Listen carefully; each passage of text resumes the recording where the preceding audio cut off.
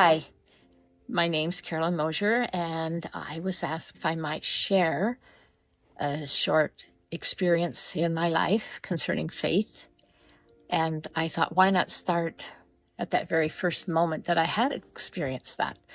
I didn't grow up with pictures of Jesus on the wall or songs or whatever. I just didn't grow up in a house of faith. So there was just something inside of me always seeking that. So I had an opportunity. Growing up, I loved to read, and one of my favorite characters of all time was Jo in Little Women. And as it would have it, when I was a junior in high school, they did the musical Little Women. And I was ecstatic when I was chosen for the part of Jo. I just loved it, and I could do it. I was so excited, and yes, it was a lot of work. And then when we were in high school, we had 2 days. We would do a matinee and then an evening performance. And on the day before, 2 days before our performances, I became ill. I developed laryngitis. And back in the day, we didn't have like a stand-in. I mean, if we didn't do our part, there was nobody to do it for us. And so I tried anything and everything to try to get my voice back, and it was still kind of close to a whisper, and I think they had to put my makeup on 3 times that night. I was so pale.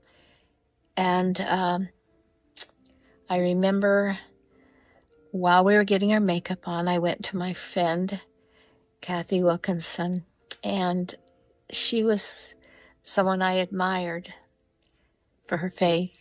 And I said, could we go down the hall and would you say a prayer for me? Will you pray for my voice to stay and be strong? And I just wouldn't want to ruin everything for everybody. And so we went down the hall and we knelt there.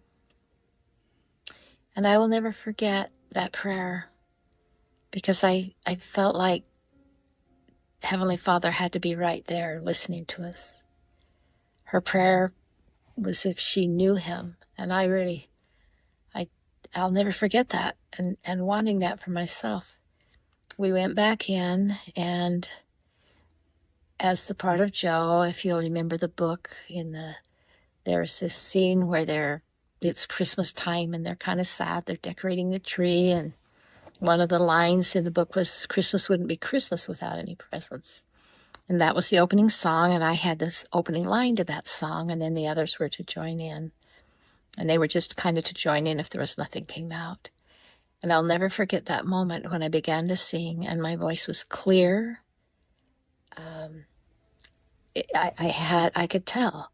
I had my voice back, and it was strong and it was clear, and it was that way all through the whole performance. And then as curtains closed and we gathered and I went to speak, I didn't have that voice. And for the next 3 days, the only time I had my voice was when I was performing in that play. That was my first witness to me that God heard prayers and he answered them. And I felt like he held back my voice except for the performance so I could know and understand that, the kind of power that he had. And I've had, as you've probably had, hundreds of things since then. Little mini things, small things, and some big things. But I do know this. God hears every prayer, and he answers every prayer. And not all those answers are what we want to hear.